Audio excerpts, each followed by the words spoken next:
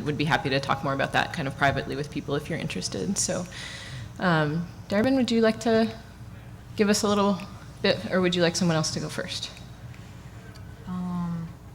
I guess I can start.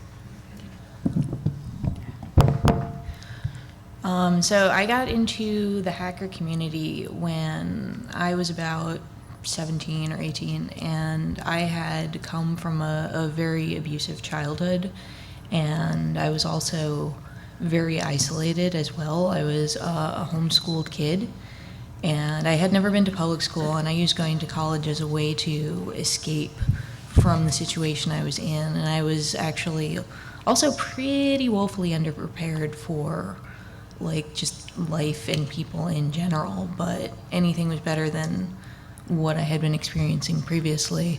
And in college I met some people who were part of 2600, and I got introduced to other people in 2600, and I started going to meetings, and I started learning things from these people.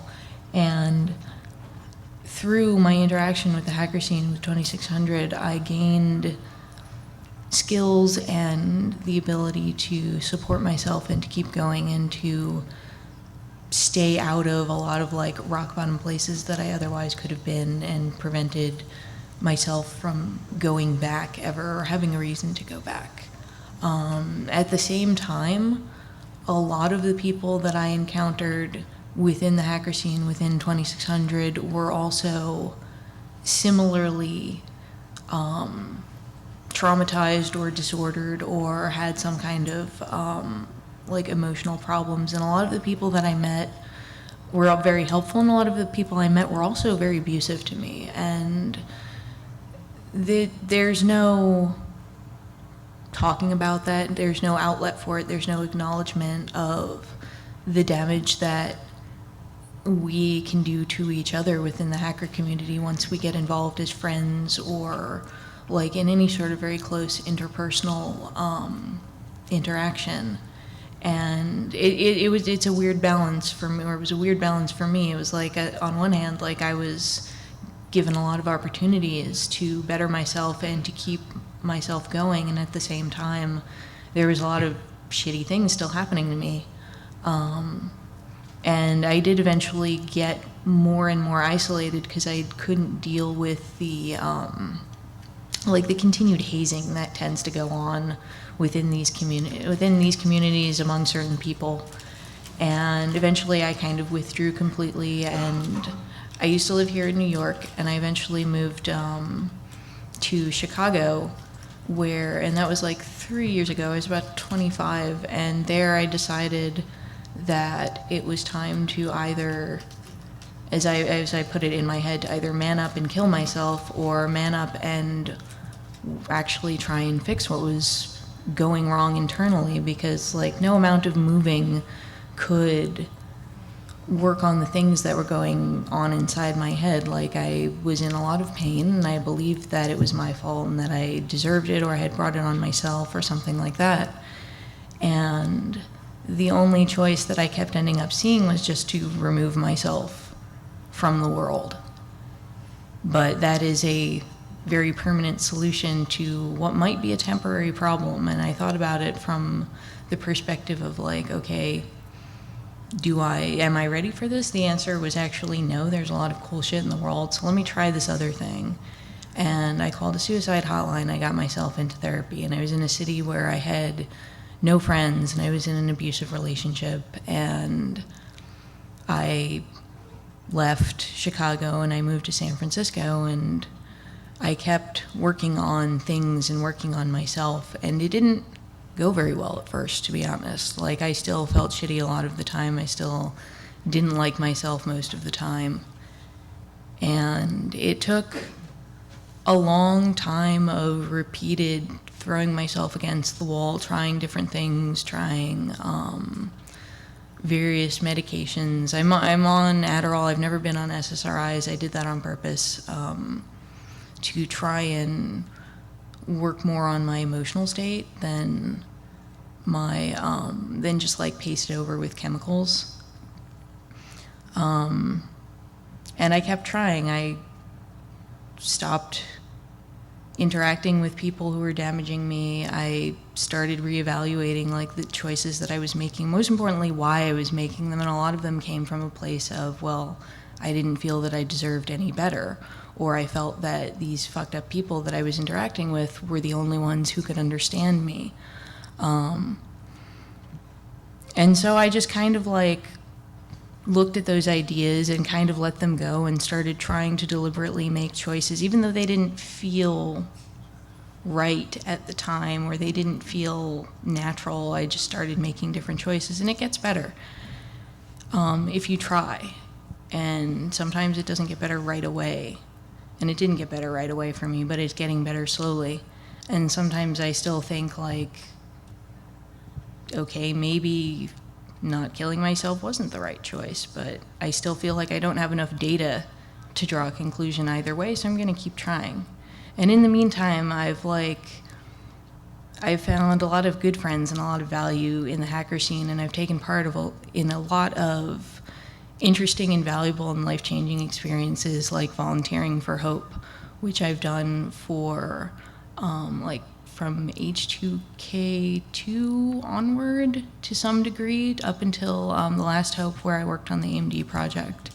And I had a great experience doing that, and I really appreciated all the people that I worked with. And I went to California and started getting involved with Noisebridge, and I met a lot of interesting and valuable people there as well. And so that's kind of where I'm at right now.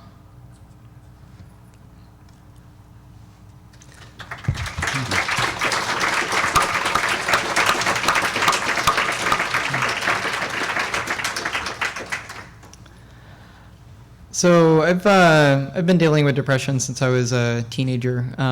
Had a series of kind of like unfortunate events happen, and a very, very nasty divorce with my parents kind of set me off. I went from like being a happy kid making straight A's to purposely making the lowest possible grades that I could and still pass just to piss everyone off.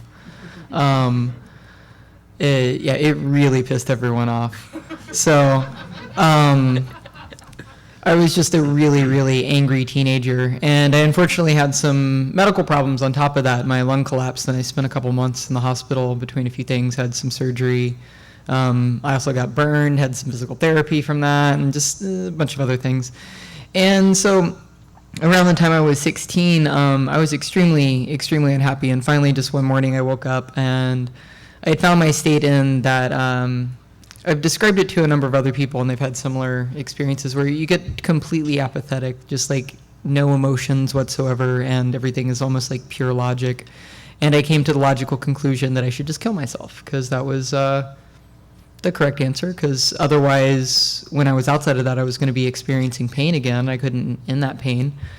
And I got to the point of having the gun in my mouth, being ready to pull the trigger, and then I heard my mom come home. And I just had this profound realization at that moment of how much that would affect not just me being a permanent solution, because that is a one-time thing, so you're done with that.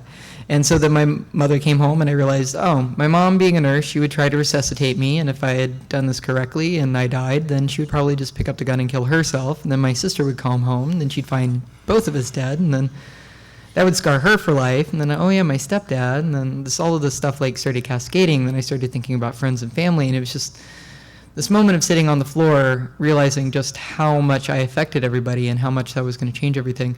And so from that point on, I've actually never gotten back to the suicidal point. Whenever I get to that logical, emotionless state, my solution is always go to a crisis center or call somebody instead of continuing on. I've been there a couple of other times, and it always seems to build up over time and eventually get there.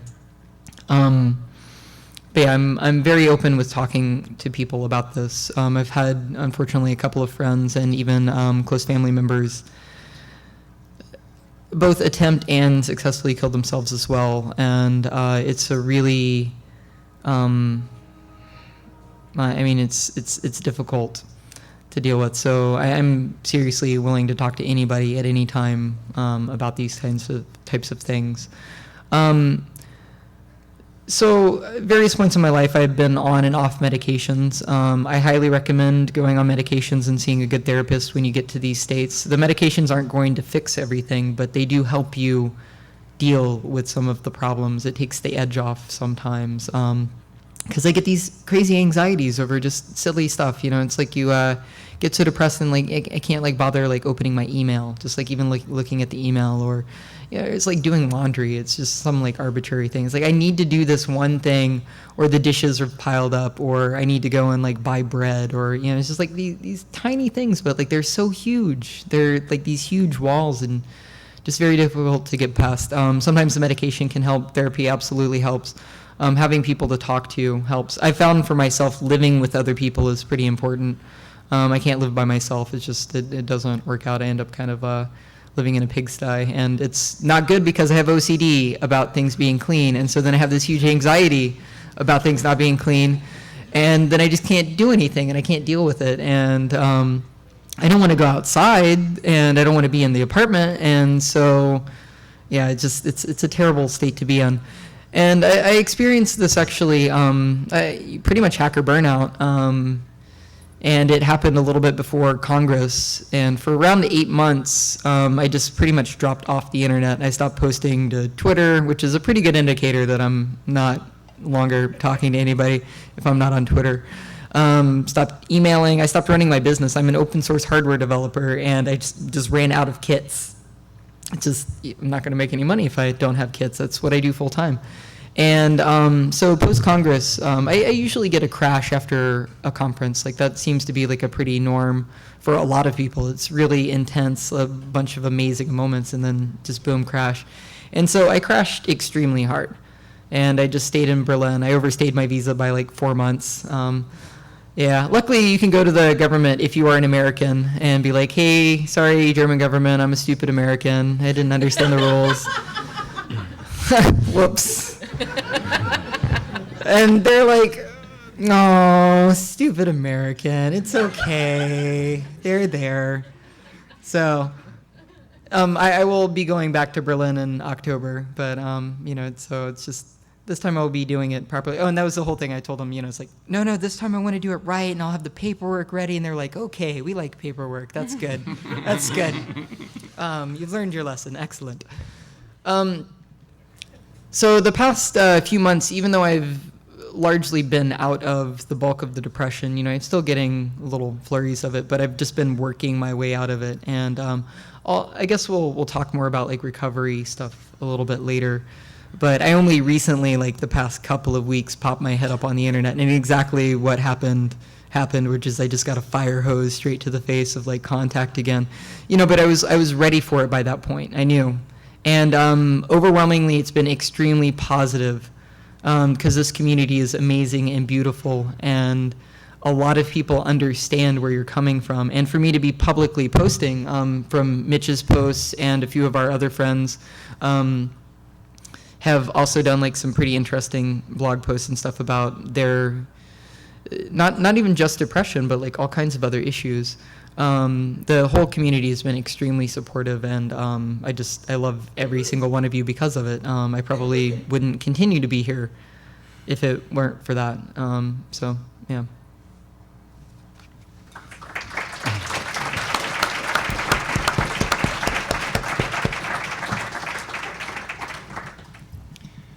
Yeah, well, I lived the first half of my life in total depression.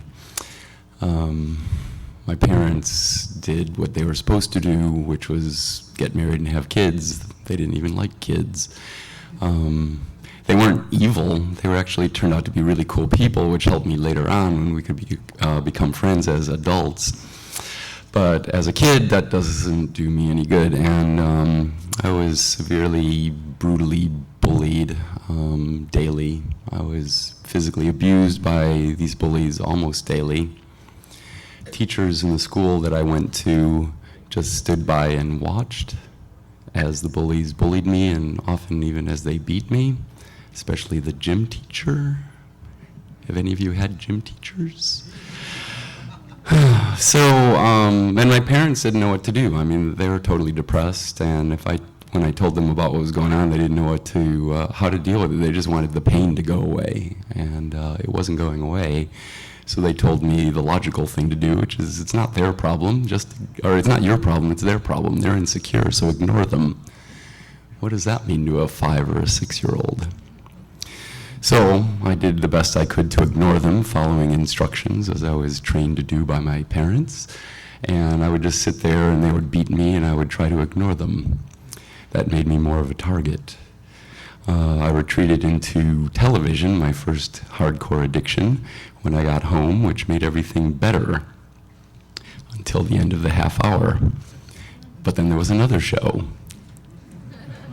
I didn't like that show either, but I kept watching it because I didn't know what else to do. And and then I didn't learn any social skills. I became more unhealthy, more overweight.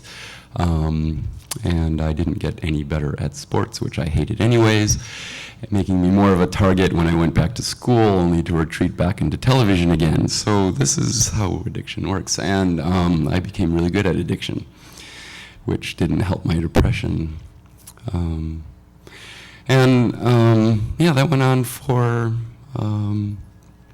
the first half of my life, really.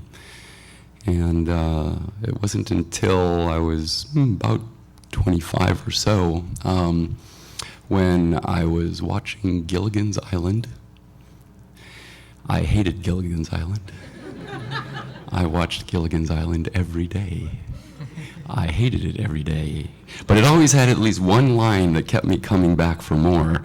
And but I realized that one day, and when I was about 25, that I've been doing this for 25 years, and I've been hating it for 25 years, and I didn't have to keep doing it. And I got rid of all 50 of my televisions. I am a geek. I would collect them, fix them, and give them away. But I kept a bunch, and I put them all out in the street, and it was the first time in my entire life that I made a decision for me rather than making a decision based on what I believed other people wanted of me. After all, I hated myself. I was totally depressed. I was totally worthless. I was, a worthless piece of shit. Why would I make decisions based on what I want? What I want doesn't even matter. It's what other people want. But that was the first time I made a decision for me. And it felt great. And then instantly, I realized I had way more time than I knew what to do with. It was terrible. Everything I'd been pushing away for all those years came screaming back, and it would not shut up.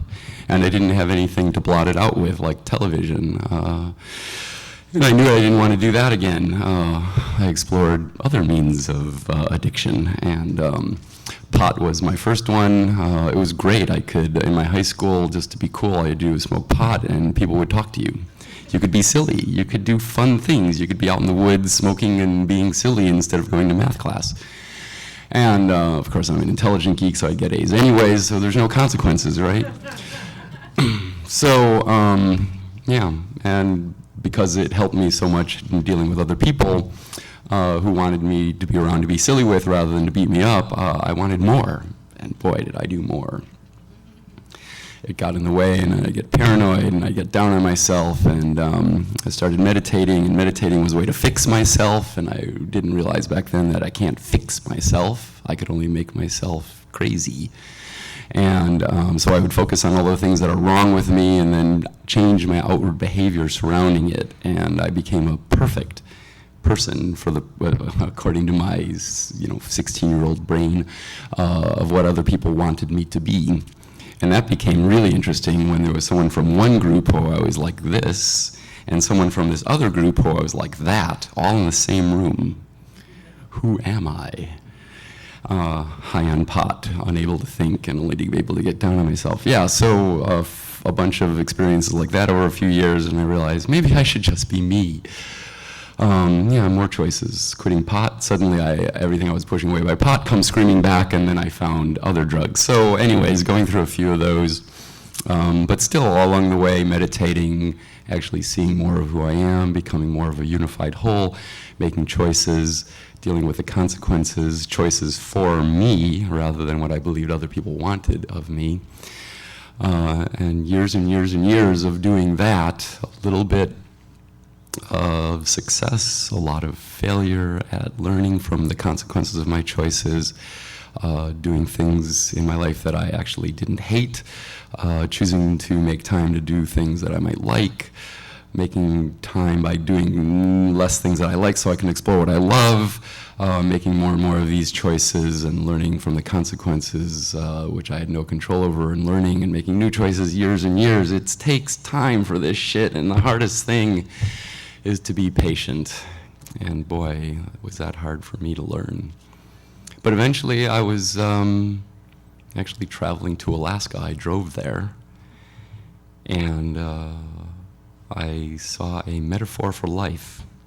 In traveling, there was really only one road with very few choices, but every time there was an intersection, I could turn left, I could turn right, I could stay there, I could go back, I could move to Alaska. What am I going to do? I just decided I would do whatever felt best in that moment. And that's what I did.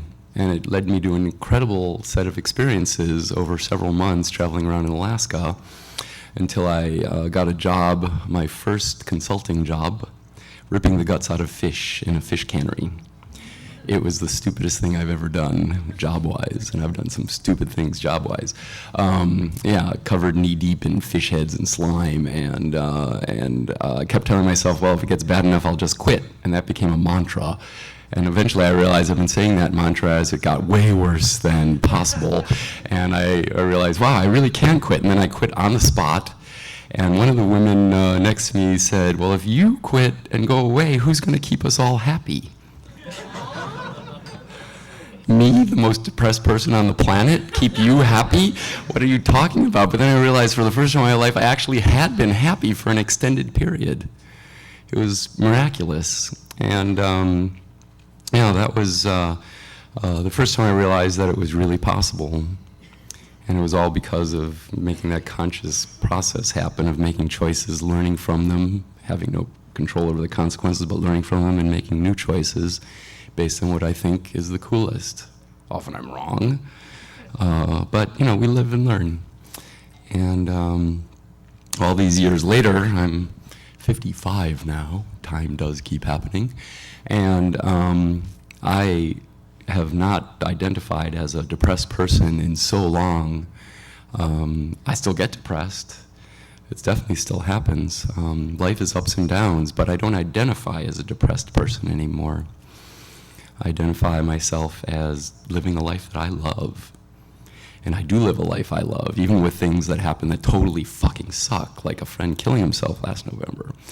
But I'm really, really happy and grateful to be experiencing everything I experience, which is so different than what I experienced all my life, the exclusion of all else when I was a kid.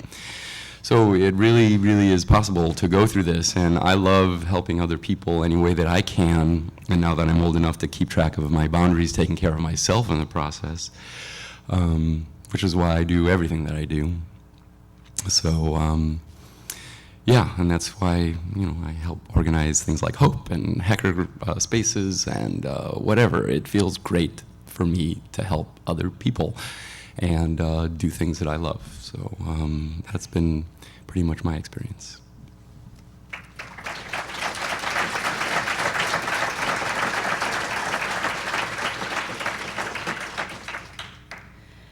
So I'm not really going to be telling my story, but rather Len's story, which is in large part a story about the stigma that's attached to chronic depression, and to an extent mental illness in general, but especially depression.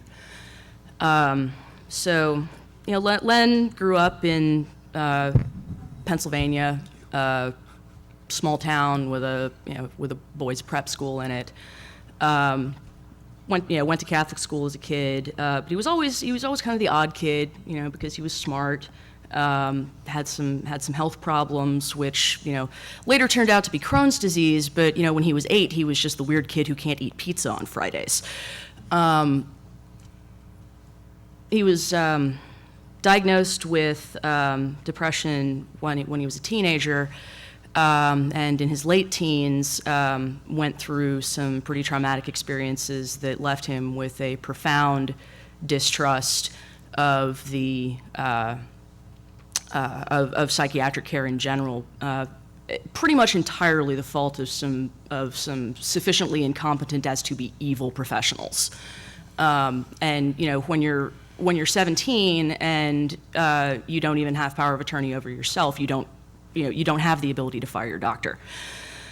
But anyway, so after a rough separation of his parents, he ended up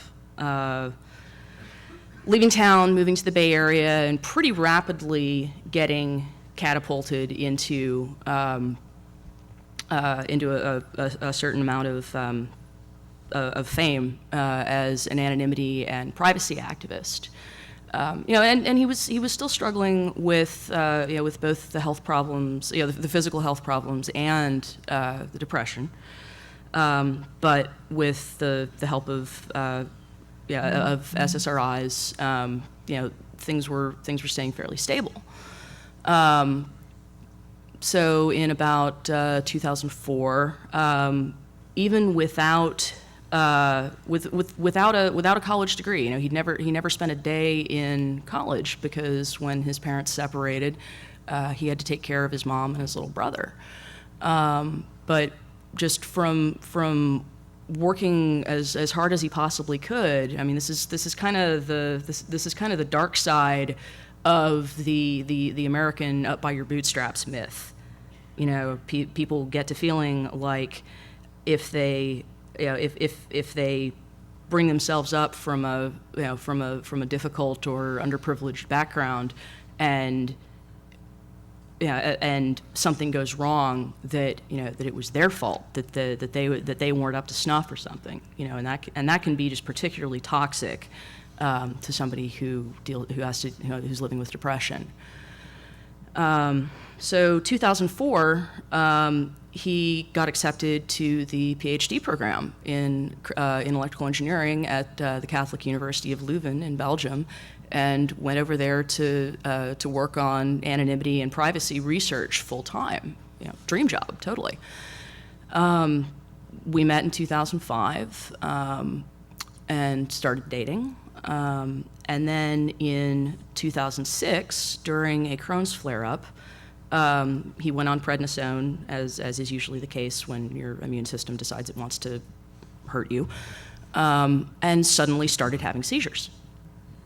And that was basically the point where everything started tumbling downhill. Although it did later turn out that the prednisone was implicated somehow in the onset of the seizures, they did continue. And over the course of the next several years, he started experiencing more and more neurological problems that we were just never able to track down the cause of. Those of you who met Len, at any point in the last, I guess, 4 or 5 years, probably remember he walked with a cane.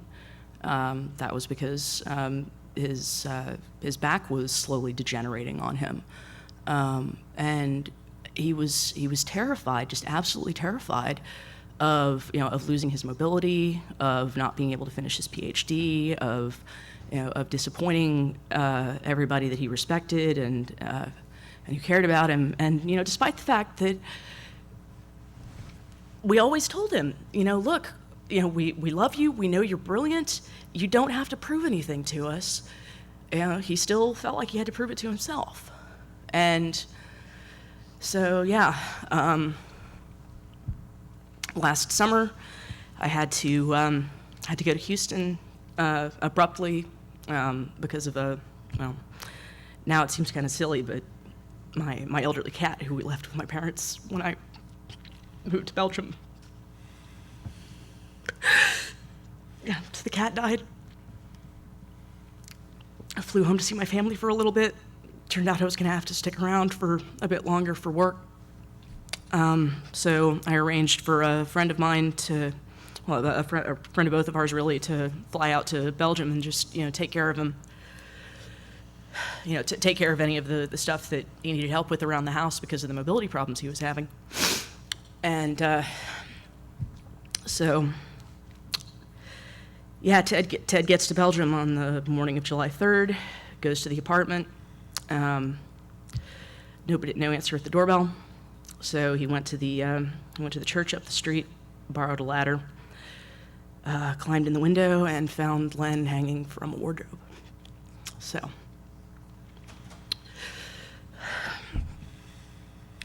and I think the hardest part about that, really, was that there were very, very few people who had any idea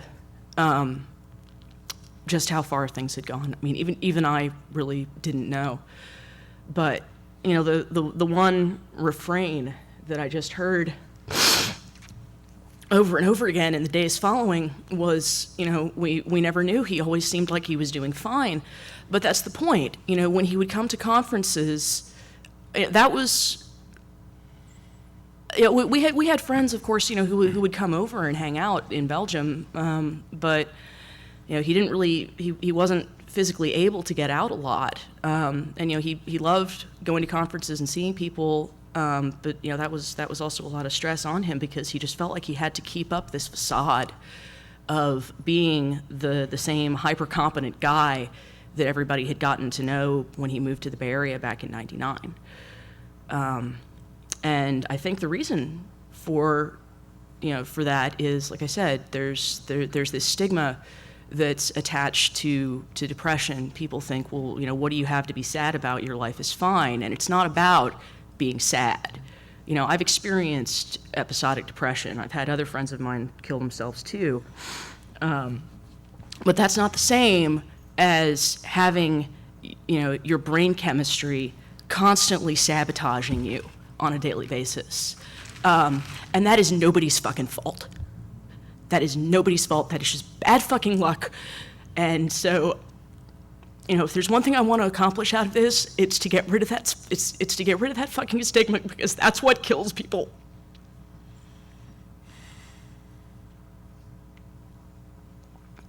So, yeah.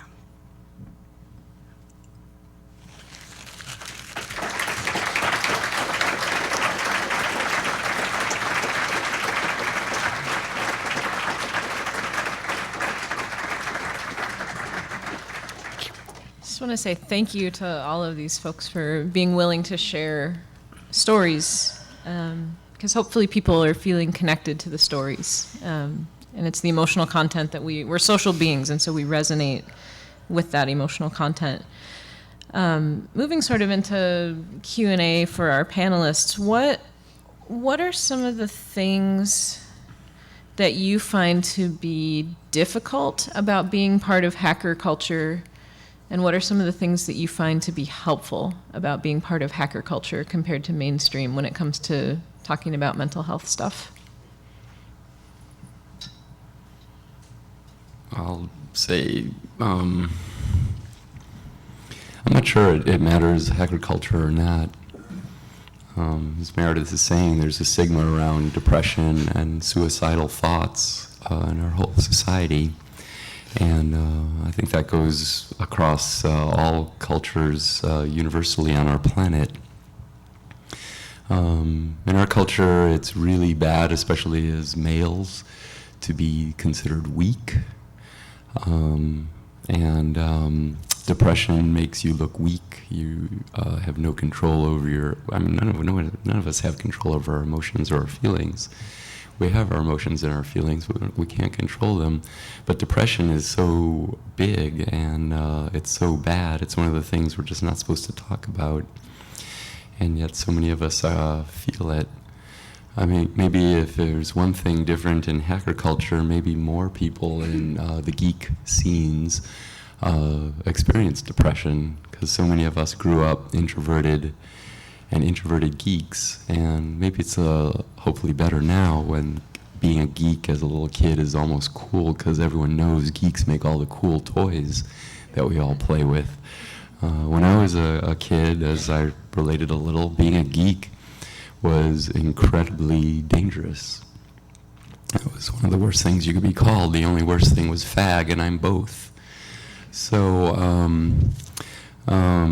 yeah, so growing up introverted geek means a lot of us dealt with a lot of stuff that is really something would be better that no one ever dealt with, being bullied for being who you are. And we internalize that, having no outlet because there's no one to talk to about it for many of us, unfortunately. So we just learn it's better to hide it. So many people, including myself, we become really good actors at hiding what's inside of us, knowing that other people don't want to deal with it or believing it, and quite often it's true. So it's really difficult for people to know what we're going through, and so we don't have any positive experiences in people supporting us. And we see that when we act like everything's okay, everyone around us seems okay, so that gives us positive reinforcement that we should keep doing that even more. But, you know, if we do that, then if we need help, no one's going to give it to us because no one knows. Things can get more and more out of hand, as happened to my friend Ilya, who I had no clue was so seriously depressed. And, you know, any number of people, including myself, would have done anything we could have to help, but no one knew. So, you know, and I find now if I need help, I can ask for it. And I would love it if, in our scene especially, we could be open and honest about all of who we are, even the parts we're not comfortable with in ourselves, because we can see that other people share many of those aspects, and we won't feel so alone with it, and we can ask for help and maybe live another day when we really need help. And even when it's not so bad, we can ask for help and live our lives much better, you know, a friendly, supportive community. You know, that's, you know, again, why all of us are here sharing our stories, and hopefully, as Robin said, you resonate with some of it and can carry that on in your lives and maybe help other people when they reach out, or hopefully you can reach out when you want some help too. Yeah, so I've generally found the hacker scene to just be fairly open-minded in general, much more than the standard population. So I've yet to experience any kind of the same negative stigma that I've experienced in other cultures when I say that, you know, I'm suffering from depression and things like that. Because I mean, like, a significant chunk of the hacker scene is varying degrees of autism and other problems. You know, it's out there. That doesn't necessarily mean that everybody's open and that there isn't a stigma. It's just that I haven't felt it as harshly. Something that Mitch and I talked about on the phone that I really want to get up and running, and hopefully other people are willing to do this as well, is get a list of emails that people can email. And hopefully, like, listing things that I'm willing to talk about, you know, so I'm, you know, I can deal with depression and being obsessive compulsive. I'm a rape survivor, and I've dealt with a lot of physical therapy and problems, physical problems. So it's like being able and willing to talk to others and have a way of doing that, and having these email addresses non-archived, and an ability to email anonymously if you wish, to keep yourself quiet. But I'm certainly going to put up an email address. It'll just end up ultimately being like depression@JimmiePRodgers. And even when I am in my most reclusive state, that is the kind of thing that I can check. Because it's kind of strange that even when I'm like mired in my own depression and not willing to talk to anybody about anything, for some reason helping other people and talking to them about their own depression helps me. And that was something that was incredibly helpful in this most recent bout. One of my roommates in Berlin, we realized after a while that when we were in our rooms by ourselves, we were just kind of hanging out, just like watching movies or playing video games by ourselves in the room. And eventually we started hanging out and playing video games and watching movies together and being depressed together in the kitchen. But it was nice because then that took away a lot of the edge for, I don't feel like getting up to like boil the water to make the tea. That's just like so much trouble. But you know, with the other person there, it's helpful. So having that email resource would be very nice. And I'd love to see other people add themselves on. We'll get together some kind of wiki page or some method of adding people to that. Yeah, I guess as we talk about it later. So, yeah. I definitely think in this community it's a lot easier to talk about the etiology of depression and other mental illnesses. I mean, hell, like if I go over to my aunt and uncle's place, I don't think I can even use the word etiology. They wouldn't know what it meant.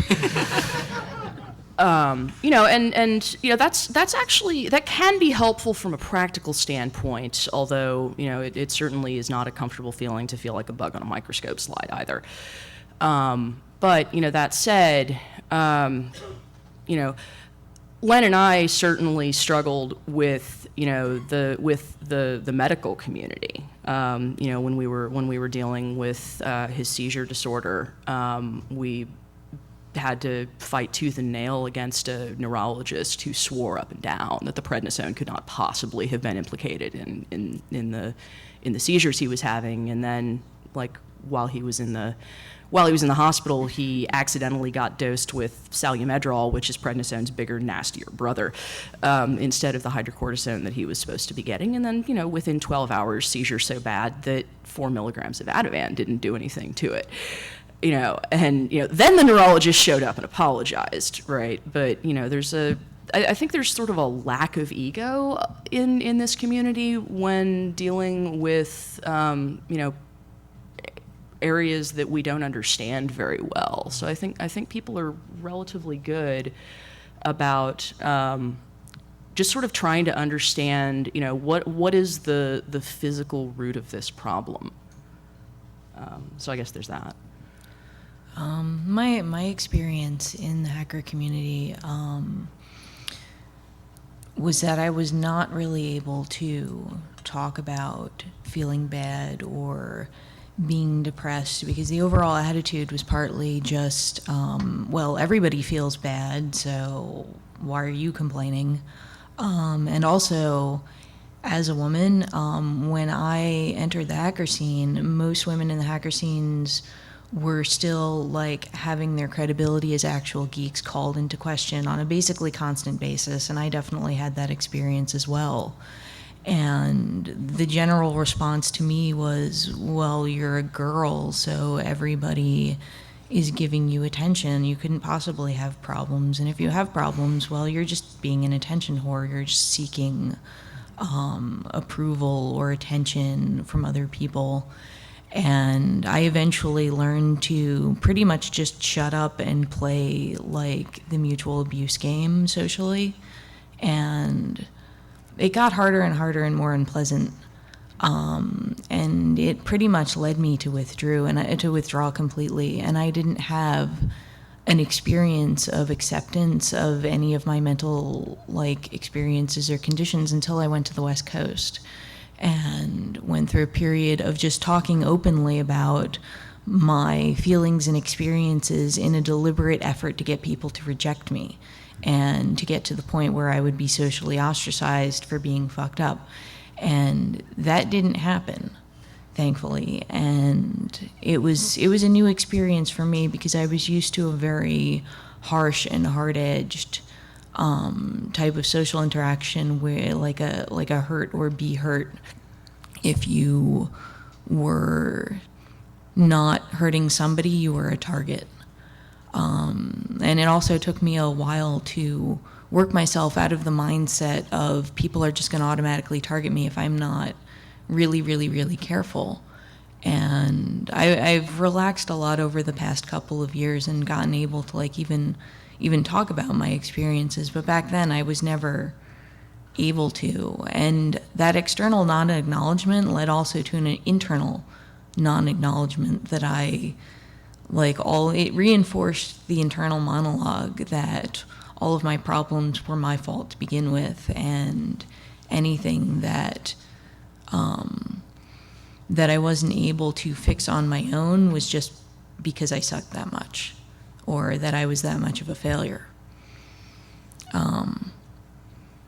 So I guess my experience was in the hacker scene, you can do a lot of damage to each other by playing that game, and that game went on for a long, long time.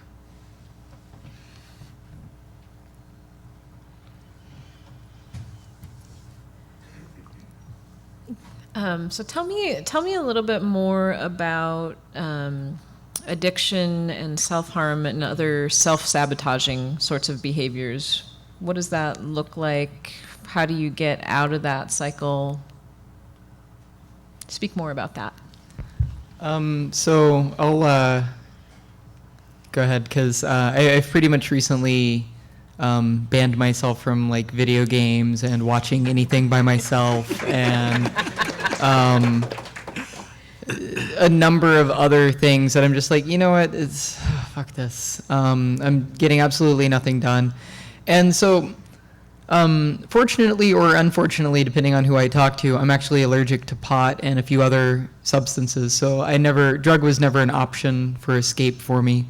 And I don't really like to be drunk. I like drinking good beer and good wine, but I don't actually like the side effects most of the time. And so my drug of choice has been escapism, just flat out. It's either watching an entire television series all the way through, like Next Generation. I totally did that. And like, One sitting. well, oh God, no, that's, Jesus, like 900 hours or something. It's crazy. So I've seen like pretty much all of the Star Trek ever. And like I'd pick up like a new TV show and I would watch all of the seasons, just all at once, like all 5 or 6 or whatever seasons. Or get into like a crazy video game. One of mine is Dwarf Fortress, which I don't know how many people know what that is, but it is the nerdiest, completely obsessive compulsive game ever, all entirely text graphics. And you can go down as far as you want in that rabbit hole, and I went down pretty far. So it's just constantly going somewhere else that I am not, and reading books, like not just reading them, but like reading a lot of books just constantly. I seem to like pick a media and then stick with it for a little while. In short doses, that's totally fine, and like that's a way for me to relax or whatever, but I had in the past few years allowed that to continue to creep into my daily life so much. I work for myself, so it's kind of dangerous to allow those activities. I've just finally just banned them a few months ago, and had dramatic improvements with all the crap that I needed to do, because then you're stuck, as Mitch pointed out, you're kind of left there like, well, crap, now I've got to deal with my shit. And so I started dealing with it slowly at first. It was just kind of dealing with 1 or 2 small things per day. And if I didn't feel like doing anything that day, I would just go make something, or just go outside. I started working out a lot, and that's helped immensely, because I got pretty sedentary after my my stint in just kind of hanging around an apartment in Berlin, not doing anything. Also, moving to Berlin in the winter is not a good idea, just in general. And yet I'm moving there again for the winter. Awesome. So your kind of harmful behaviors don't necessarily have to be what a lot of people would consider harmful, but it can be. I mean, a lot of people have World of Warcraft addictions and all kinds of other stuff. I mean, it could be pornography addiction. It can be all kinds of stuff. And like I said, for me, it's just me not being where I am or who I am at that moment. And because it can be difficult to be you. It usually is. Life is hard for most people at some points. But yeah. I don't think this is limited to depression. Mm-hmm. I mean, because I'm Aspie, and one of the things that I struggle with every freaking day is function paralysis. I mean, you know the metaphorical story about like the donkey between the 2 piles of hay, and they're the same size, and so he can't decide which one to eat first. Totally me. Like I've got a to-do list as long as this table, and I oftentimes I just can't pick the most important thing to do, and and the only thing productive that ends up getting done that day is the cat gets fed, and there's a whole lot of Reddit, and that's about it. And yeah, no, I mean, it's challenging, and it really does negatively affect your mood, even if chronic depression is not a problem you have, because, you know, you realize, man, you know, especially if you're one of those people like I am, who's always like sort of evaluating their self-worth on the basis of the last thing they finished and how recently they finished it. Which, again, like totally not limited to people with depression. I think that's a pretty common character trait just in the geek community in general. But yeah, I mean, function paralysis can definitely lead to lead to that downward spiral. Yeah. Yeah, well, addiction can take many forms, and self-destructive behavior can take many forms. And I think maybe for most people, maybe for everyone, or maybe just speaking for myself, it's a way to avoid myself, you know, when I engage in that, and it can be conscious or otherwise. When I was a little kid, it was almost always unconscious. I hated myself. That became part of my identity, you know, and it still affects me to this day. I'm someone who hates myself. That's part of my identity. It's not as important a part of my identity as it used to be, all-consuming. But that's a hard thing to confront on a moment-by-moment, day-to-day basis. And there are many, many, many, many things that are socially sanctioned as well as illegal, ways to avoid dealing with those things that are very, very difficult inside of myself. Watching TV, I mentioned, pot, other drugs, but there's all sorts of behaviors. My father was a total workaholic. That was a great way for American dads to do things, and probably for many of us here. You know, and for many of us here in the geek community, we really love a lot of the things we do. And anything that gives us enjoyment, if a little bit gives us enjoyment, what about a lot? So, and the thing is, anything can be used to avoid oneself, anything. Even things that are required to live a healthy, happy existence. Sex, food, chocolate. All these things can be used to avoid ourselves, and it's up to you and you alone whether those things are helping you or hurting you or indifferent. Whether doing more of it would be a good thing or a bad thing, or maybe doing less of it might give you more time to do something more fulfilling. That's totally up to you. Whether it's destructive or not is up to you as well. And, you know, again, this shit takes time to learn. Wow, it took me years and years to learn to stop doing things that are getting in the way of living the life I want to live. And I don't think there are any shortcuts. You know, we have as long as we have on the planet to work through this as much as we can if we want to. We don't have to. Again, that's totally up to you. Yeah. It can also be kind of hard to distinguish, it's not necessarily clear-cut whether a particular behavior is helpful or harmful. Sometimes it's both. You know, my primary escape route is reading. And while I'm certainly learning a lot when I, you know, pile up a stack of PDFs and, you know, read papers all day, that's still, you know, it is still frequently the case that, you know, that I'm doing that because I'm avoiding something else. You know, okay, sure, on the one hand, I'm learning lots of math, and that's great, and may even prove useful later, but it's still not a particularly healthy behavior to the extent that I often carry it. When I was a kid, I had to, I spent a lot of time pretty isolated, and I also was not allowed to watch TV. I wasn't really allowed to listen to music most of the time. After a while, I didn't really have friends because my mom was, I don't know what she was, she never saw a therapist, but she got more and more nuts as time went on and more isolated, and I got more and more isolated with her as well. And I would go for periods of months to like a year at a time without seeing other people besides her.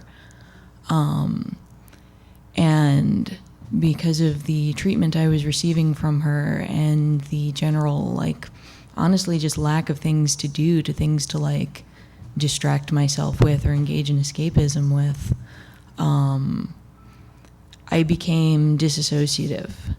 And I got to a point, like, if I had to spend a lot of time just sitting in one place for a while or, like, not really have anything to do, I could just kind of, like, blink myself out and go into, like, this inner, like, world that I didn't exist in. And that was just kind of how I coped with being a kid. And as an adult, it became a problem. Like, I have a lot of the functional paralysis that Meredith was talking about. And I have to write lists, and I have to write different lists and different types of lists, and I have to trick myself into completing tasks or sets of tasks. Because if I write a list, and if I keep writing the same style of list, I'll be able to write things on the list and put it away and forget about it, and then I haven't done anything. So I have to change the types of lists. I have to change how I implement reminders to do things, or how I pattern routines, because I'll do a routine completely for like several weeks, and then I will just be unable to do it, and I'll have to switch to a different routine. And I got into drugs as a means of escapism at one point, and I did a lot of MDMA for quite a while, and I burned some receptors out doing it, but eventually I stopped on my own because it just pretty much stopped working. But in the process, I had been able to crack open some things inside my head just through the effects of what it does. And the talking that I was able to do, even though it was not to a therapist or anyone remotely helpful, I was just able to start unpacking things and looking at them. And even though the overall effect on my physical body was actually really detrimental, the hooks into my psyche that it gave me were actually very, very helpful and possibly like crucial to me getting into any kind of recovery state. So, and that's not a path that I recommend that people just take. I don't recommend you do that. I was kind of lucky in being able to recover from it to the extent that I have. So drugs can be helpful. Drugs can hurt a lot as well, and it's kind of a personal exercise as to what you're capable of and what you feel that you can undertake. And if you say, no, this is not for me, then absolutely. Like, that's your prerogative. Don't do something that you find damaging for yourself just because it worked for somebody else. Because everybody's different, and everybody needs different things. I've heard of therapists actually using MDMA as an adjuvant to therapy, but that's not something that can really be done openly in this country, unfortunately. No, I actually just went to a seminar that talked about a study, pretty rigorous formal study that was done on MDMA therapy for people with PTSD, both veterans and like childhood abuse victims. And the recovery rate that they found was absolutely profound. Like, knock you over, pretty much almost everybody recovered to an amazing degree. And the drug was maybe 10% of the interaction, and it was a full day therapy session with 2 therapists while you were on the MDMA, daily check-ins for a week after with the therapists, and then like weekly therapy for a few months after that. There was a lot of like very intensive therapeutic assistance integrating the experience, but everybody who took part in the study found it to be profoundly helpful. Even the people who had the experience once and said, this was great and I'm never doing it again, they still came out of it profoundly better for it. You probably want to check out maps.org. That was who put on the study. Yeah, and all the drugs I've done, I did them because of their therapeutic effect on me, positive therapeutic effect on me, but not in a therapeutic setting. Oh, I just want to repeat what the person in the audience said. MAPS.org is the organization that is helping do the studies for MDMA and other drugs in therapeutic settings. So if you want to check that out and support them, please do. And also for migraines. Yeah, and so again, not in a therapeutic setting, and being, a young teenager or even 20s or whatever, any age, it doesn't really matter. Being in an environment where it's not conducive for necessarily healing, I can use it in a healing way and learned a lot from it, and I wouldn't trade any of that away for anything, but I wouldn't recommend necessarily that route for anybody. Again, if a little bit helped, what would a lot do? And I wanted a lot, and I wanted it now, and I was not being patient with myself, so... And a lot feels awesome at the time. It really does, but yeah. it's not going to help you in a therapeutic long-term sense at all. So in the vein of talking about too much versus not enough, talk to me about who you are versus what you do, and how we support each other in feeling good about who we are because of who we are, not because of what we achieve. Talk to me about that. I can address that. We all have different worldviews, and necessarily, and we have to put the world together each in our own way. Due to my experiences, a big part of the way I put the world together for me is I have absolutely no control whatsoever in the world out there that I perceive out there. I have very little control over the world inside of me. No control, absolutely no control whatsoever over what I feel. I feel what I feel. I have very little control over what I think. I have some control over what I think, to the extent that I have a lot of control over what I choose to do. And there's a lot of external circumstances that impinge on that, but ultimately it's up to me what I choose to do. And I have a lot of control over that, but I have no control over the consequences of that, none. But due to the choice, I will have feelings. There will be consequences in the external world that I'll perceive, and I'll have feelings about it, and I'll have thoughts about it. And if I choose to, I can learn from all of that and then make new choices, basically, of what to do. What I do is not who I am, but what I do definitely has consequences, and as a result, I have feelings and I have thoughts. And all of that ends up changing me a great deal. And so what I choose to do indirectly does affect in a great way who I am. But I can't choose who I am. I can only choose what to do and then see what happens and then learn from it if I choose to, and then make new choices. And this is the process of my life in one way of looking at it. And that process, for me, is what gives my life meaning. It's not about goals. It's not about accomplishments. Throughout all of that, I do make goals, which gives me a direction to go in. I do have accomplishments. I do have failures, some of them spectacular, sometimes successes that are really incredibly cool. But I have no control over any of that. I have control over what I choose to do as a result of having those experiences, which can lead to really cool things. And hopefully as I get more experience knowing myself and the world around me, more and more of that can come my way, but I have no control over that. So, these are the differences as I see it between, what I do, my accomplishments, and who I am. And all because of the choices that I make. So I spend a good bit of my time kind of disassociated from my body. It's kind of strange. I've only met a few other people that have had the same experience. I'm usually piloting some kind of meat robot, and I'm actually kind of behind myself piloting this meat robot. And it's the meat robot that gives talks at conferences. And so I don't have to feel those emotions that's over there. That's the robot feeling those emotions. So oftentimes the person that I present in public is not necessarily who I am in private. I'm actually kind of an introverted type of person.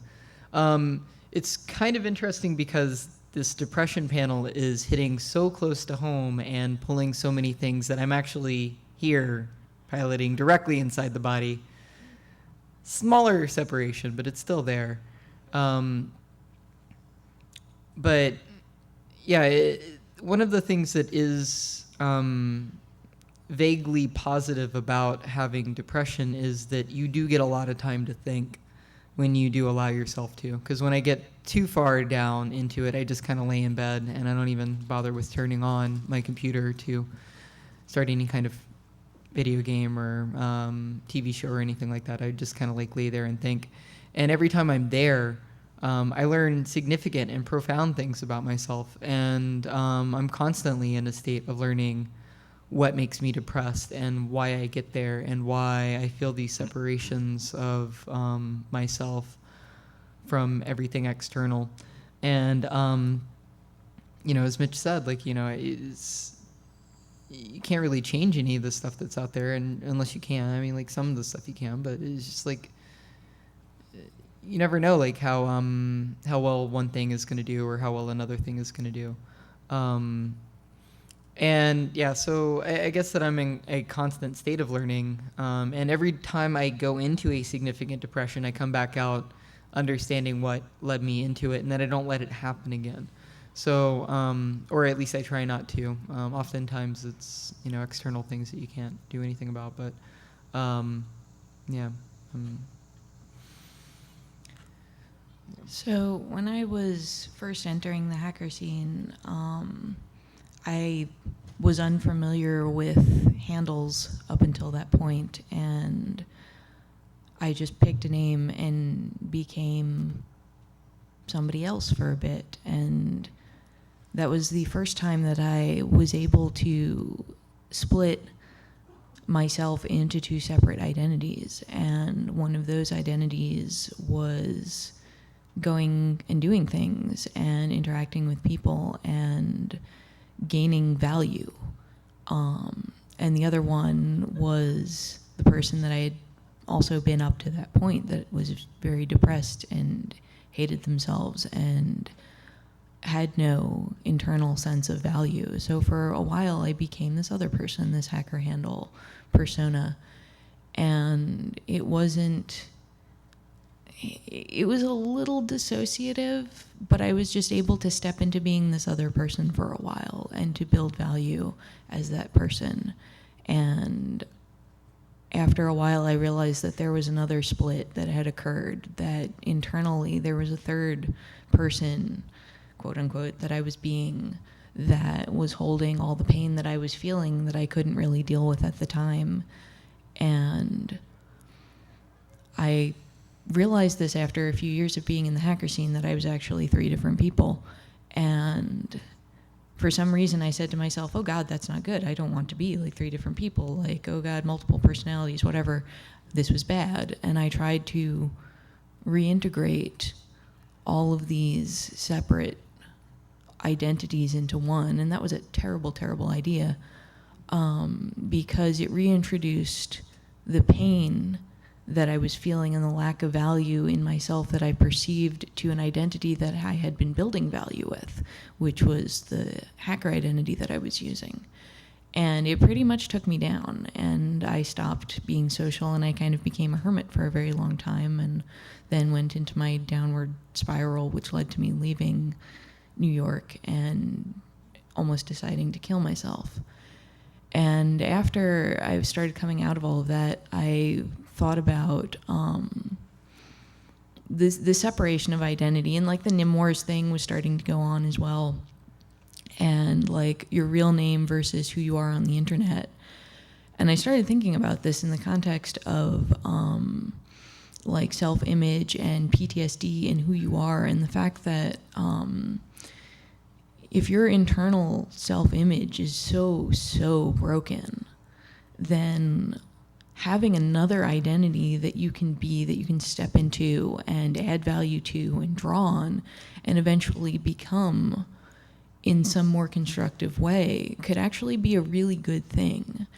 And in culture, in a lot of cultures, especially old cultures and tribal cultures, you weren't just yourself, but you were aspects of other things that were like unique to your culture, like deity manifestations or your ancestors or things like that. And these were things that you could put on when you needed to draw on the positive attributes of whatever it was. And I thought, why can't we do this with identities that we create and take on ourselves? That if we are a person with a name, with a label in the hacker community, we're doing good things, but over here, someplace else, we feel bad. That's okay. It's okay to be two different people for as long as it's useful for you. And for a while, it was very useful. It's still useful for me. You can take on a lot more as a person if you have different identities to be at different times that don't run over each other, trip over each other, or cause those conflicts that Mitch was talking about.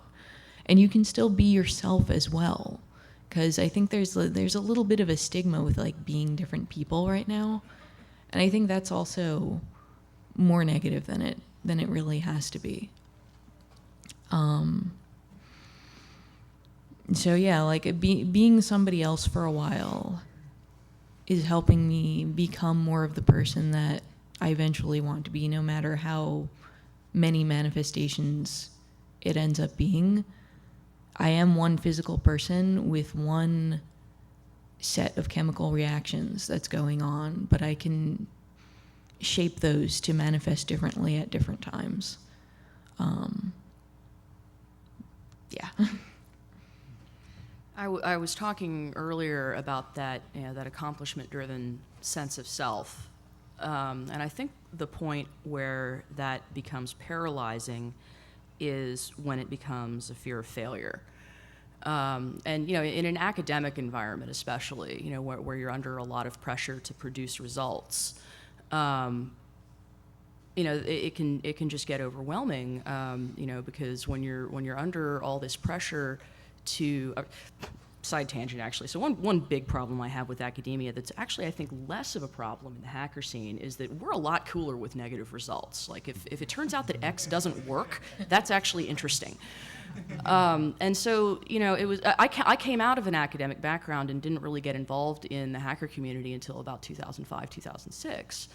And it was, I guess, around that time that I consciously made the decision that I just wasn't going to be afraid to be wrong in public anymore.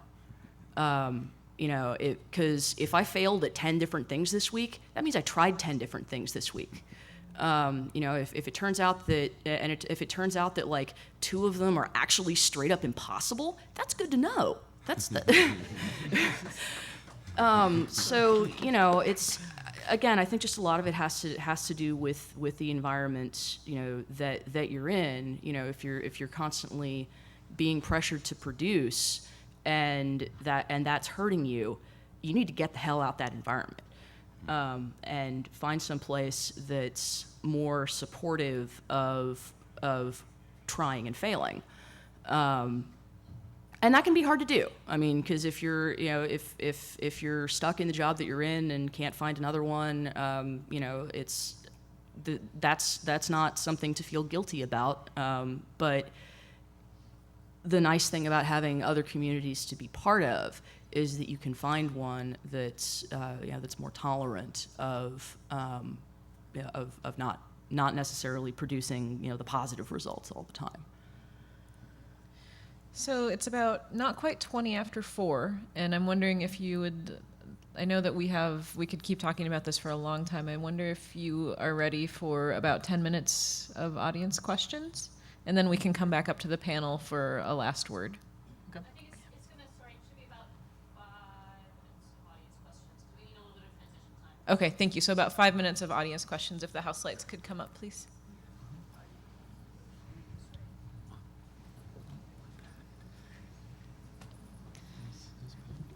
Just sort of wanted to add a couple of thoughts. One stigma that I feel like I've dealt with and a lot of people I've seen dealing with was the idea that therapy was somehow because it was a doctor because your brain was sick. And that when you hear how therapy talks about itself, like in academia, that's not really what goes on. It's more about the discussion, and it's more like having a friend. And it took me a while to get to that point. And specifically also sort of rethink what therapy was going to be about. Like I went in for a long time being like, I'm going to talk about my parents, and how everything was crappy that way. And then a couple years ago, I started talking about my job, and suddenly there was this entire other world of things to think about. So maybe can we all put aside this idea that like the shrink is for your broken head? It's not for your broken head. It's just a way to talk these things out. Another thing I'm wondering, can we, as a culture, as geeks, can we think about, I was lucky when I was 12 to find a group of friends who were irregular, and that was sort of the thing that held us together. And can we sort of have that be what we're about, is accepting irregularity, accepting flaws and strangeness? Yeah. Because I'd like to... thank you! Yay, I'm glad we're all in agreement about this. Because if we make it about who is the most elite hacker, if we make it about who is the most hardcore about staying up and working really hard, we begin to put ourselves in drama. So, and I feel like if we, as hackers, we say, let's find the strange things, then we have more roots for creativity. So let's think about it that way. I'd like to speak to that, actually, because I was actually not diagnosed as being on the spectrum until just before I left for graduate school.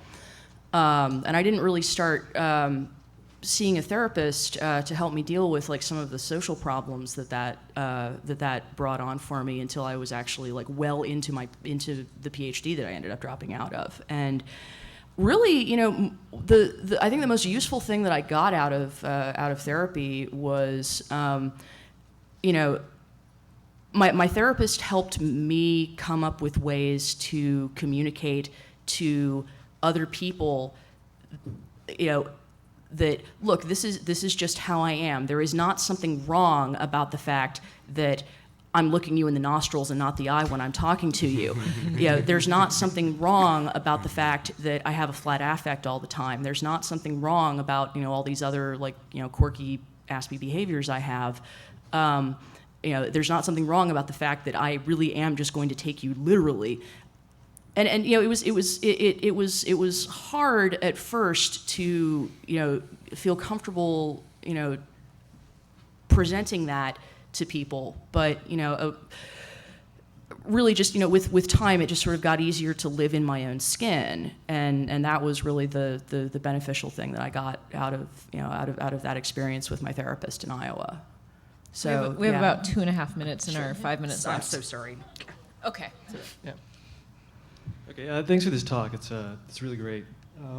So I have a question about medication, and I wonder when do you decide to go on or off medication, and what are some of the alternatives, and specifically any experience with the medication or the non, in relation to like creativity and productivity, any pros, cons, stuff like that.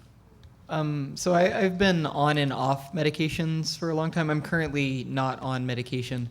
And I would have been on medication if I would have been in a single area or long enough to do that. I'm currently nomadic, so it's been kind of difficult.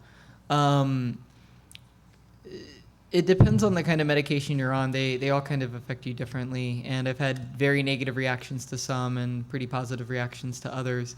But I basically go on medication when I feel that I need it, and usually when I need it is when I'm not able to deal with the stuff myself, and I'm not dealing with the stuff myself. At that point, I need help in general. So that's when I start seeing therapists and I get on medication, and it takes the edge off. Creativity-wise, I don't know. I found an effect a little bit, but it's sort of like all of the edges get rounded off. Instead of these sharp points, you just kind of have like dull ones that go a little bit less high or less low.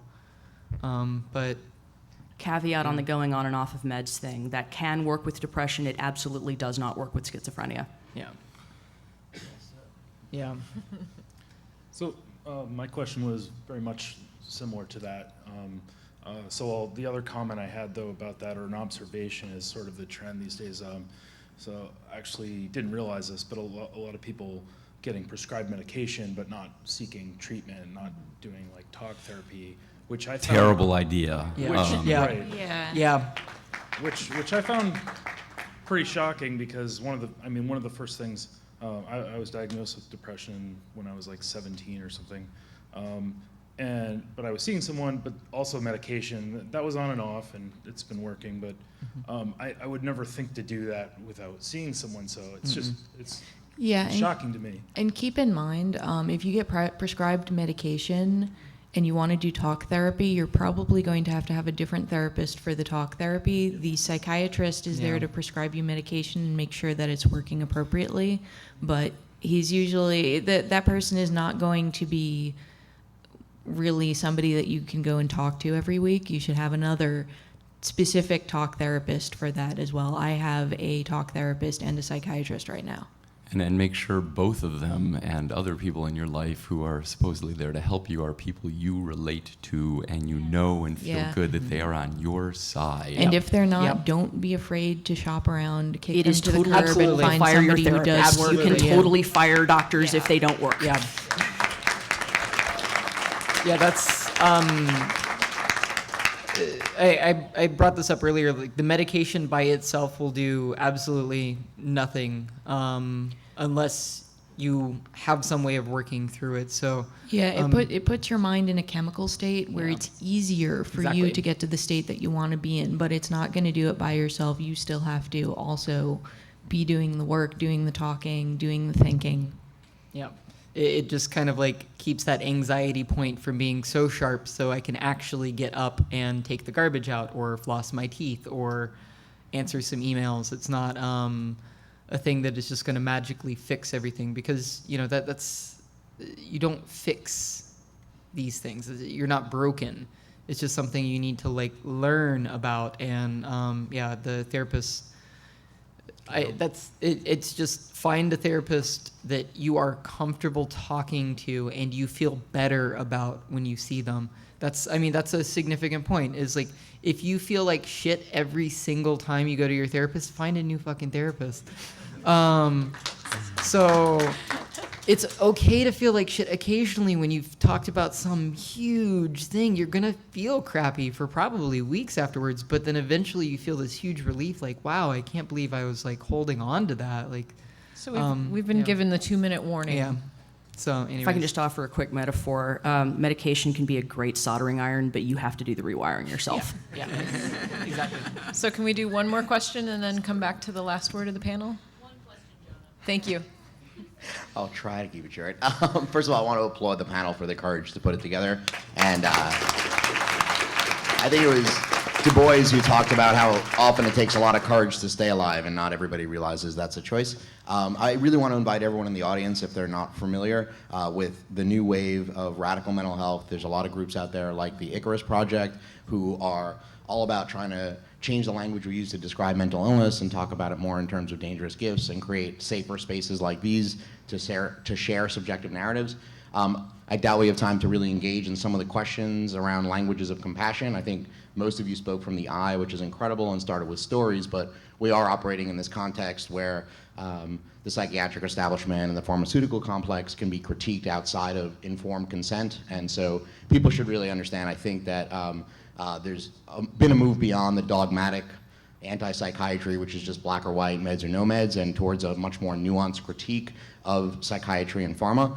And to that point, if it was time, I was curious if people on the panel thought that anything ought to be stigmatized. So I know that pharma now themselves are working on destigmatification campaigns that, in the same breath as destigmifying illness, might also require you to swallow the notion that you're sick, there is no cure, and you need to be on drugs for the rest of your life. So should toddlers on antipsychotics, because sometimes they're happy and sad, be stigmatized? I think it's a fascinating question, and I love it, and let's talk about it on Sunday at the How to Stay Alive When Your Brain Wants You to Die. Can I defer? Yes. Okay, so last word from the panel. What do you want people to take away from here today? Well, actually, what I want people to take away kind of relates to what he was just saying, which is that I think the sick versus not sick thing is a red herring. You're sick if it's causing if it's causing your life not to work, right? You can live with that you live with bacteria in your body all the time, right? And some of them are E. coli, and but you can still live with them you still live with them in your body, right? If your brain is trying to kill you, that's a problem. But if your brain goes through cycles where you need support sometimes, that's who you are. acute versus chronic, I guess. I don't know, I'm kind of rambling at this point. Great. So last words from other panelists?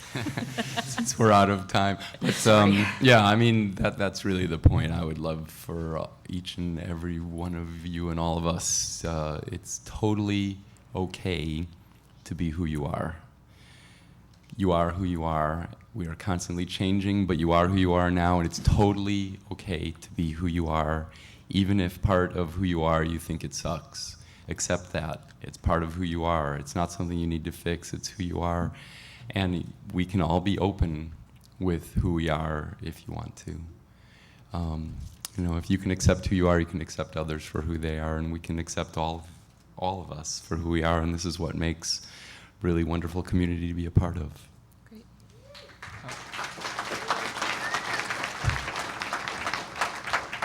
I just want everyone to know that there are people that you can talk to about these things who are not going to look down upon you or stigmatize you for having these thoughts or feelings, because we've experienced this ourselves. And you can always reach out for help. It's kind of amazing. Every time I hold my hand up, somebody is there to grab it and help pull me off the ground. And I don't know, just find something that you love and fucking do it. If you hate your job, if you hate various things in your life, if watching TV sucks for you, stop doing it. That's not always that easy. It really isn't. I know this more than most other people, but it sometimes can be. But yes, there's people you can talk to, and we'll have the resources up. I'll certainly have it on jimmieProdgers.com/depression. All of the stuff will be on there eventually. So, and there's some of it already up there right now. So the page is live. Daravinne, last word? I guess I don't have very much to add to what they've said, but I am a big proponent of hacking your brain. Your brain is yours. It is the biggest tool that you have at your disposal, and don't be afraid to experiment with yourself, to treat yourself as a project, to go forward and say, I want to do the best with myself that I can, and don't be afraid to accept yourself. Thank you all so very much.